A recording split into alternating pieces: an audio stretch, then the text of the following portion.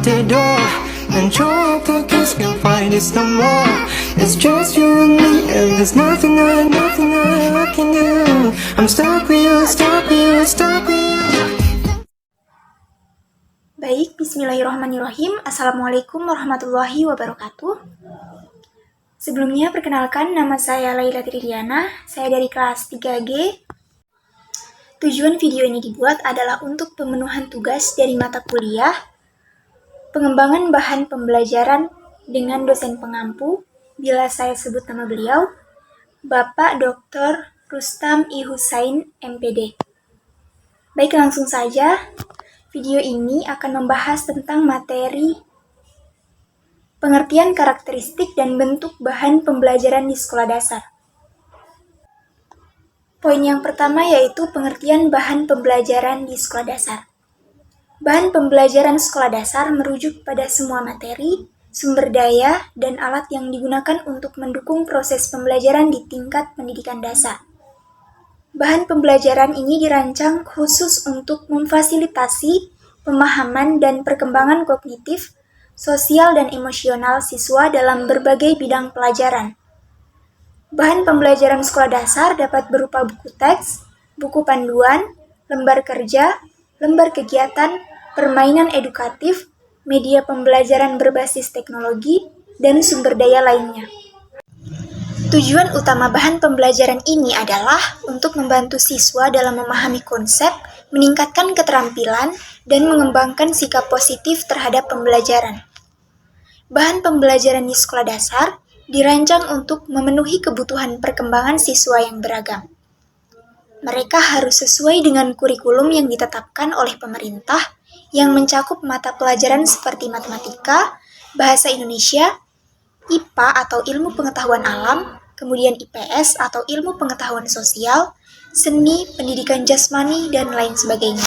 Dalam mengembangkan bahan pembelajaran sekolah dasar, penting untuk memperhatikan prinsip-prinsip desain pembelajaran yang efektif. Beberapa prinsip ini meliputi yang pertama adalah keterpaduan. Bahan pembelajaran harus mengintegrasikan berbagai aspek pembelajaran seperti konsep, keterampilan, dan sikap untuk mendukung pemahaman yang komprehensif. Kemudian yang kedua adalah aktivitas. Bahan pembelajaran harus mendorong siswa untuk terlibat secara aktif dalam proses pembelajaran melalui berbagai kegiatan seperti diskusi kelompok, eksperimen, permainan peran, dan proyek kolaboratif. Kemudian yang ketiga yaitu keterkaitan. Bahan pembelajaran harus terkait erat dengan pengalaman dan pengetahuan sebelumnya siswa, serta relevan dengan kehidupan sehari-hari mereka, agar siswa dapat memahami dan mengaplikasikan konsep dengan lebih baik. Kemudian yang keempat adalah keberagaman. Bahan pembelajaran harus mencakup berbagai gaya belajar, kebutuhan individual, dan keberagaman siswa untuk memastikan bahwa semua siswa dapat mengakses materi dengan cara yang sesuai bagi mereka. Kemudian yang kelima yaitu penilaian. Bahan pembelajaran harus mencakup instrumen penilaian yang sesuai untuk memantau kemajuan siswa dan memberikan umpan balik yang konstruktif. Dalam pengembangan bahan pembelajaran sekolah dasar, penting juga untuk mempertimbangkan perkembangan kognitif dan emosional siswa. Bahan pembelajaran harus disesuaikan dengan tingkat perkembangan dan pemahaman siswa, serta mendorong kegiatan yang mengembangkan keterampilan berpikir kritis, kreativitas, kolaborasi, dan komunikasi. Kemudian poin yang kedua yaitu karakteristik bahan pembelajaran di sekolah dasar. Ada beberapa karakteristik pada anak di usia sekolah dasar yang harus diketahui oleh guru agar dapat mengembangkan pembelajaran yang sesuai dengan kebutuhan siswa sekolah dasar. Faktor yang mempengaruhi kegiatan pembelajaran adalah memahami karakteristik siswa. Karakteristik siswa merupakan ciri khusus yang dimiliki oleh masing-masing siswa, baik sebagai individu atau kelompok, sebagai pertimbangan dalam proses pengorganisasian pembelajaran. Secara umum, karakteristik pembelajaran di sekolah dasar adalah yang pertama, kelas 1 dan kelas 2 sekolah dasar, berorientasi pada pembelajaran fakta, lebih bersifat konkret atau kejadian-kejadian yang ada di sekitar lingkungan siswa. Kemudian yang kedua adalah kelas 3 siswa sudah dihadapkan pada konsep generalisasi yang dapat diperoleh dari fakta atau kejadian-kejadian yang konkret. Hal ini lebih tinggi dari kelas 1 dan 2. Kemudian kelas 3, kelas 4, 5, dan 6 atau disebut sebagai kelas tinggi, siswa dihadapkan pada konsep-konsep atau prinsip-prinsip penerapannya. Berikut beberapa contoh kegiatan belajar yang dapat dilakukan siswa sekolah dasar di kelas rendah. Yang pertama adalah menggolongkan peran anggota keluarga, kemudian yang kedua menerapkan etika dan sopan santun di rumah, sekolah, dan di lingkungan. Kemudian yang ketiga menggunakan kosakata geografi untuk menceritakan tentang tempat. Kemudian yang keempat menceritakan cara memanfaatkan uang secara sederhana melalui jual beli barang dan menabung.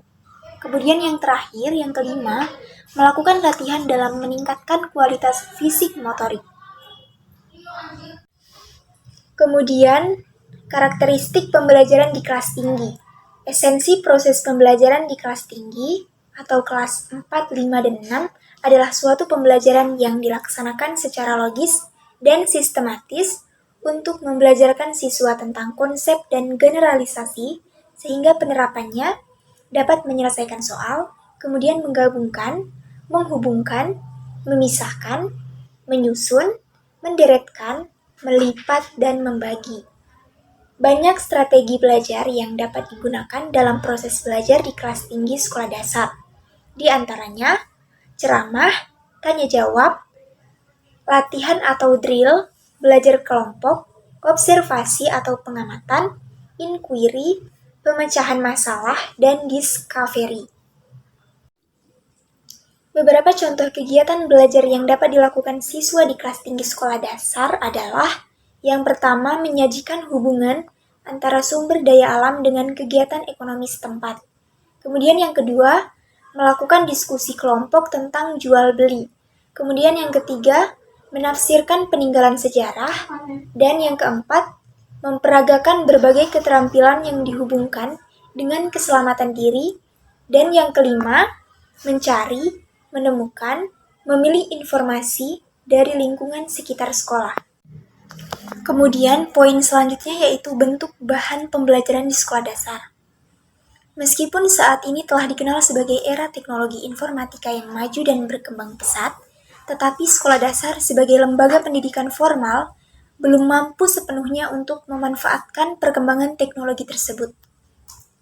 Bahkan masih banyak sekolah dasar yang kesulitan menyediakan bahan pembelajaran, meskipun dalam bentuk alat peraga atau media yang paling sederhana. Sajian bahan pembelajaran di sekolah dasar lebih terfokus pada pemanfaatan buku sumber dan papan tulis sebagai media sajinya. Berikut ada beberapa format bahan pembelajaran, yaitu dalam bentuk yang pertama, format media sederhana. Sebelum media elektronik berkembang dengan pesat, pembelajaran di sekolah dasar khususnya lebih banyak mengandalkan kepiawaian guru dalam menginformasikan materi pelajaran secara lisan atau ceramah.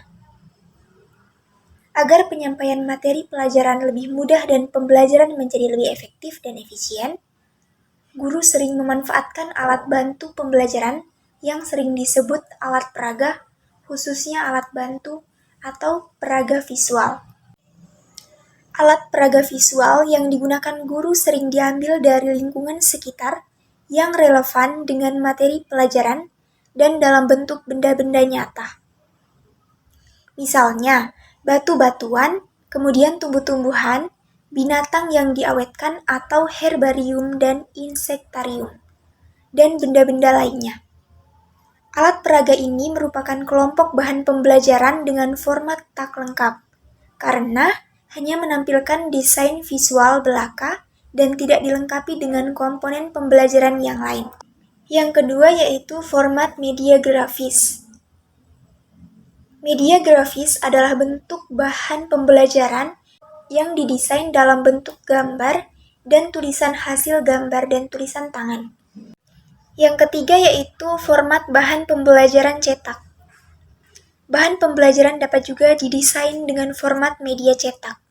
Bahan pembelajaran dengan format ini lebih menekankan pada teknis produksi media melalui proses cetak. Pada perkembangan di bidang pendidikan dan pembelajaran, media cetak ini dimanfaatkan untuk mengembangkan bahan pembelajaran di sekolah yang semula menggunakan proses ketik manual atau menggunakan mesin ketik.